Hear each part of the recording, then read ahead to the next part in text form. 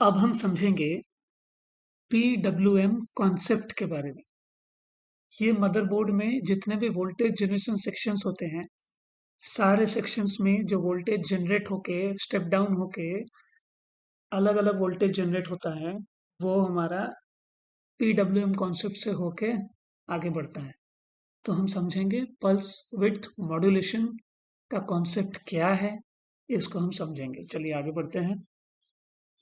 देखिए यहाँ पे देखिए यहाँ पे एक स्ट्रक्चर दिया गया है। इस स्ट्रक्चर को आपको याद कर लेना पड़ेगा। देखिए यहाँ पे इस स्ट्रक्चर में क्या क्या है, पहले हम लोग देखते हैं कंपोनेंट और आईसी। ये एक आईसी है, यहाँ पे एक मॉसफेट है, ये और एक मॉसफेट है, ये एक कॉइल है। ये मिनिमम चीजें यहाँ पे दी गई हैं। तो अब देखिए, इसको बोलते हैं पीडब्ल्यूएम आईसी या फिर रेगुलेटर आईसी भी इनको बोला जाता है। ये क्या करता है, ये यहाँ से जो एडाप्टर या फिर बैटरी का मेन वोल्टेज जो बोर्ड में आता है, देखिए बोर्ड में हमारा आइदर एडाप्टर का वोल्टेज आता है, नहीं तो बैटरी का वोल्टेज आता है। दोनों एक साथ बोर्ड में कभी नहीं वोल्टेज आएगा, दोनों एक साथ कभी आ ही नहीं सकता। जब एडाप्टर लगा रहता है तो बैटरी अगर चार्जिंग में कम है तो वो चार्ज होता है, और जब एडाप्टर निकाल देते हैं तो बैटरी का वोल्टेज पूरे बोर्ड में प्रेजेंट होता है, और इसी वोल्टेज के थ्रू अलग अलग वोल्टेज बोर्ड में जनरेट होता है, जिसको हम वोल्टेज जनरेशन सेक्शन के अंदर डालते हैं। अब देखिए यहाँ पे ये आईसी है आपका PWM IC, pulse width modulation. ये क्या करता है, पल्स के विड्थ को मॉड्यूलेट करके, मतलब जो भी पल्स है वोल्टेज का। देखिए मॉसफेट का काम क्या है, स्विचिंग होना, ऑन ऑफ होना। ये दोनों ही एन चैनल मॉसफेट है। कैसे पता चलेगा, देखिए अगर ये पी चैनल का मॉसफेट होता तो हमने पढ़ा है मॉसफेट के बारे में ऑलरेडी। अगर ये पी चैनल का मॉसफेट होता है तो ये वोल्टेज जो यहाँ पे इन हो रहा है, ये वोल्टेज ड्रेन के थ्रू डायरेक्ट डायोड मोड में ये क्रॉस कर जाता है, और ये आउटपुट में हमको 5 वोल्ट और नहीं मिलता। तो इसीलिए ऐसा स्ट्रक्चर में कभी भी पी चैनल का मॉसफेट यूज नहीं होता है। जहाँ पे भी आपको एक कॉइल दिखे, उसके बगल में दो मॉसफेट दिखे, तो आप समझ जाइएगा वो कभी भी पी चैनल का हो ही नहीं सकता। किसी भी बोर्ड में नहीं हो सकता, चाहे वो कितना भी पुराना हो, चाहे वो कितना भी नया हो। तो अब देखिए ये करता क्या है, ये 20 वोल्ट आके यहाँ पे ड्रेन में खड़ा है, वेट कर रहा है कब मॉसफेट ऑन होगा और ये वोल्टेज क्रॉस करेगा। अब देखिए मॉसफेट अगर ऑन हुआ तो पूरा 20 वोल्ट क्रॉस कर जाएगा, लेकिन ये बहुत जल्दी होता है ये सब काम, फ्रैक्शन ऑफ सेकेंड में, बट फिर भी 20 वोल्ट पूरा क्रॉस करने के लिए उसको कुछ तो टाइम चाहिए हो। अगर हम मान लेते हैं कि 20 वोल्ट क्रॉस करने के लिए उसको 10 सेकंड चाहिए, 10 सेकंड,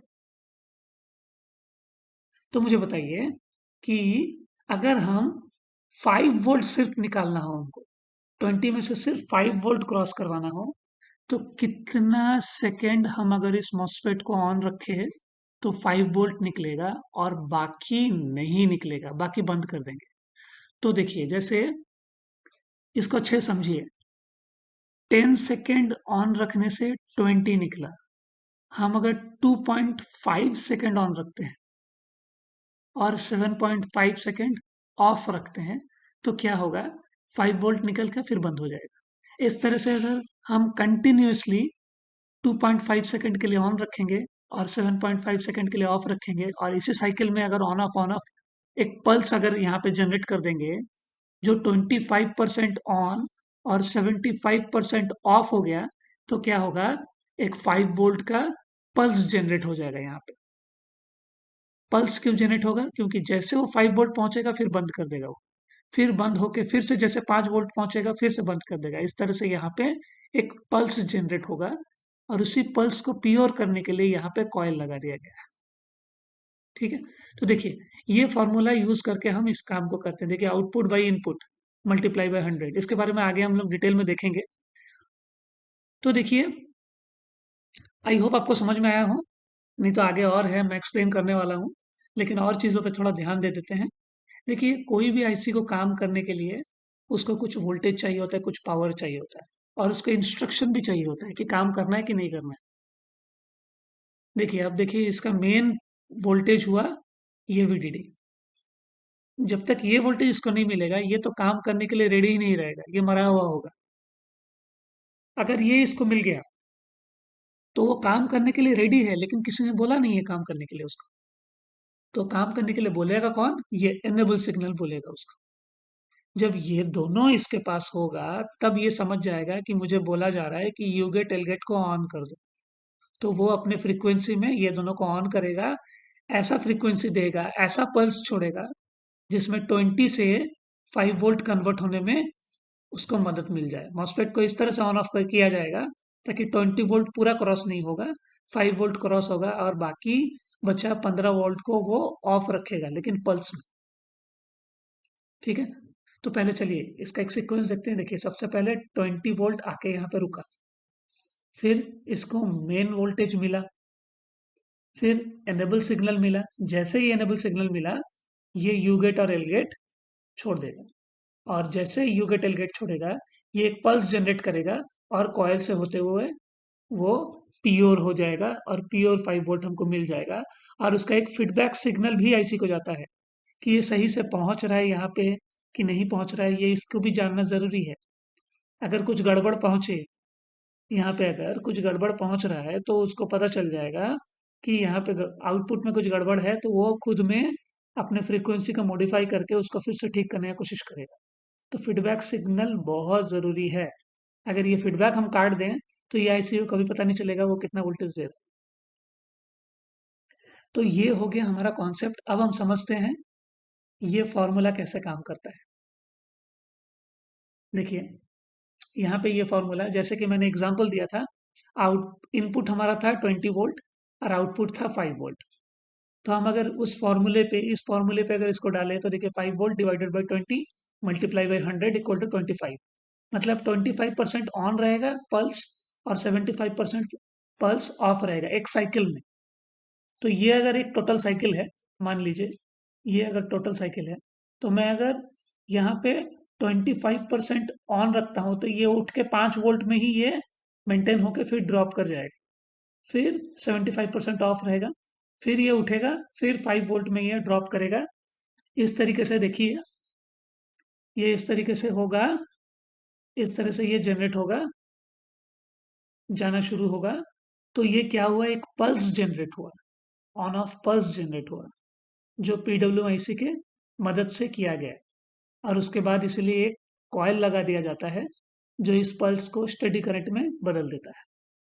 तो ये कॉन्सेप्ट से हमारा जितने भी वोल्टेजेस 12 वोल्ट या फिर 19 वोल्ट, या फिर हम बोल सकते हैं 12 वोल्ट को बैटरी का वोल्टेज, 19 को एडाप्टर का वोल्टेज से ड्रॉप होता है, चाहे वो 5 हो, 3 हो, 1.5 हो, 1.05 हो, जितना भी वोल्टेजेस हो, इसी कॉन्सेप्ट के थ्रू ये चेंज होता है। इसको बोलते हैं पीडब्ल्यूएम कॉन्सेप्ट। अब देखिए हम थोड़ा देख लेते हैं स्कीमेटिक डायग्राम में ये कैसा दिखता है। तो सिर्फ देखना है हमें। देखिए यहाँ पे ये एक पीडब्ल्यूआईसी है, ये देखिए ये उसका दो मॉसफेट है और ये एक कॉयल है। उसी कॉन्सेप्ट के थ्रू ये देखिए यहाँ पे ड्रेन में एक मेन वोल्टेज आ रहा है और वो कन्वर्ट होके रिक्वायर्ड वोल्टेज में कन्वर्ट होता है। चलिए और भी देख लेते हैं हम। देखिए यहाँ पे एक आईसी से दो दो वोल्टेज निकल रहा है। देखिए वही सेम चीज बी प्लस यहाँ पे लिखा हुआ है। बी प्लस का मतलब ही होता है वीसीपी, मतलब आइदर एडाप्टर नहीं तो बैटरी। यहाँ पे भी देखिए बी प्लस ही है, ये दोनों यहाँ पे आकर रुका हुआ है। और ये जब पल्स जनरेट करेगा, इसको जब एनेबल सिग्नल मिलेगा, पावर मिलेगा, तब ये जो यू गेट एल गेट का जो ये पल्स छोड़ेगा, ये पल्स छोड़ने से क्या होगा, आपका रिक्वायर्ड वोल्टेज में कन्वर्ट हो जाएगा। तो चलिए और एक बात मैं आपको क्लियर कर दूं यहाँ पे, जो मैंने स्लाइड में बताना भूल गया था। ये जो नीचे का जो है, देखिए इसको अपर मॉस्फेट बोलते हैं, इसको लोअर मॉस्फेट बोलते हैं, या फिर इसको कंट्रोल मॉस्फेट बोलते हैं, इसको ग्राउंडिंग मॉस्फेट बोलते हैं। ठीक है, तो अपर मॉस्फेट का काम तो आपको पता चल गया, ये ड्रॉप करके यहाँ पे छोड़ता है। लेकिन ग्राउंडिंग मॉस्फेट का काम क्या है ये हम थोड़ा समझते हैं। देखिए ये कॉयल जो इस पल्स को, यहाँ से जो पल्स जनरेट हो रहा है, जो कॉयल इसको स्टडी करंट में कन्वर्ट कर रहा है, एसी को रोक दे रहा है तो ये एक मैग्नेटिक फील्ड इसका जनरेट हो जाता है। तो वो फील्ड जनरेट जो हो रहा है, उस फील्ड को ग्राउंड करने के लिए भी ये रिवर्स में ये ग्राउंड होता है। ये रिवर्स में ये ग्राउंडिंग, देखिए ग्राउंडिंग मॉसफेट मतलब क्या, जिसका सोर्स ग्राउंड के साथ कनेक्ट हो। देखिए यहाँ पे उसका सोर्स ग्राउंड के साथ कनेक्टेड है। तो ग्राउंडिंग मॉसफेट मतलब जिसका सोर्स ग्राउंड के साथ कनेक्ट होता है। अब देखिए और एक चीज क्या है, यहाँ पे बी प्लस मैंने क्या बोला, उसका मतलब आइदर एडाप्टर नहीं तो बैटरी। अब मान लीजिए बैटरी का वोल्टेज लगा हुआ है, यहाँ पे बैटरी लगा हुआ है, ठीक है, लाइट चला गया है, बैटरी से चल रहा है लैपटॉप, तो यहाँ पे कितना आएगा, 12 वोल्ट आएगा। सडनली लाइट आया तो क्या हो जाएगा, यहाँ पे फ्रैक्शन ऑफ सेकेंड में 19 हो जाएगा। तो वो जो फ्रैक्शन ऑफ सेकेंड में जो वोल्टेज का जो चेंजेस आ रहा है, अप एंड डाउन हो रहा है, यहाँ पे अगर कुछ उसमें डिसबैलेंस आता है तो उसको भी वो ग्राउंड कर देता है, उसको भी वो ग्राउंड कर देगा। अब और एक चीज, ये दो मॉसफेट एक साथ कभी भी ऑन या फिर एक साथ कभी भी ऑफ नहीं हो सकता। ये ऑल्टरनेटिवली ये ऑन ऑफ होता है, क्योंकि एक साथ अगर ऑन हो गया ये दोनों, तो ये 12 वोल्ट या फिर 19 वोल्ट डायरेक्ट ग्राउंड हो जाए, क्योंकि इस चैनल के थ्रू ये डायरेक्ट ग्राउंड को चला जाएगा। तो ये जब ऑन होता है तब ये ऑफ रहता है, और ये जब ऑन होता है तब ये ऑफ रहता है। तो ऐसे ऑल्टरनेटिवली ये सारे सेक्शंस में एक साथ कभी भी control MOSFET, grounding MOSFET on नहीं होता है या फिर ऑफ नहीं होता है। जब एक ऑन होता है तो दूसरा ऑफ रहता है, जब दूसरा ऑन होता है तो पहला ऑफ रहता है। तो इस तरीके से ये काम करता है। और हम देख लेते हैं, देखिए बहुत सारे स्ट्रक्चर हैं, ये भी एक स्ट्रक्चर है, पीडब्ल्यूआईसी है। देखिए यहाँ पे अपर मॉसफेट है या फिर कंट्रोल मॉसफेट है, यहाँ पे ग्राउंडिंग मॉसफेट है। देखिए यहाँ पे वही बी प्लस यहाँ पे आ रहा है ड्रेन में, ठीक है, उस तरह से ही काम कर रहा है। सिर्फ हम स्ट्रक्चर देख लेते हैं, यहाँ पे भी देखिए वैसा ही है, देख सकते हैं, यहाँ पे भी देख सकते हैं इसका मेन इनपुट क्या है, ये सब पढ़ेंगे हम एक एक करके इंडिविजुअली। देखिए यहाँ पे भी वैसा ही है, दो मॉसफेट है, ये कॉमन स्ट्रक्चर है। यहाँ पे भी देखिए वही कॉमन स्ट्रक्चर है, देखिए मॉसफेट के साथ, कॉयल के साथ। ये थोड़ा समझना मुश्किल होगा, हम बाद में इसको एक्सप्लेन करेंगे। तो इस तरीके से हम देख सकते हैं कि सारे वोल्टेज जनरेशन सेक्शन में इसी तरह का कॉमन स्ट्रक्चर मिलता है। कभी कभार क्या होता है, ऐसे आईसी में ऐसा आईसी रहेगा, यहाँ पे दो मॉसफेट की जगह एक मॉसफेट रहेगा, dual MOSFET, dual N channel का मॉसफेट भी यहाँ पे हो सकता है। यहाँ पे डुअल एन चैनल का मॉसफेट भी हो सकता है। आजकल बहुत सारे बोर्ड्स में मॉसफेट को भी अंदर डाल दिया गया है, आईसी का मॉसफेट्स को अंदर डाल दिया गया है। अगर कोई स्ट्रक्चर में देखिएगा कॉयल और आईसी छोड़ के मॉसफेट दिख ही नहीं रहा है, तो आप अंदाजा लगा सकते हैं कि मॉसफेट अंदर डाल दिया गया है। तो मॉसफेट भी अगर कुछ भी खराब हो तो इसे आईसी को ही चेंज करना पड़ता है। तो देखिए इन लोग छोटा बड़ा कर रहे हैं, लेकिन कॉन्सेप्ट तो वही है, कॉम्बिनेशन तो ऐसे ही निकलता है, चाहे वो अंदर रहे चाहे वो बाहर रहे। तो इस चीज को याद रखिएगा कि यहाँ पे डुअल मॉसफेट भी हो सकता है कि यहाँ पे मॉसफेट भी ना हो। अगर मॉसफेट नहीं दिख रहा है मतलब अंदर में वो काम हो रहा है। तो ये स्ट्रक्चर में सारे वोल्टेजेस जनरेट होता है और चेंज होके सारे मदरबोर्ड्स में जाता है, जो हम आगे देखेंगे।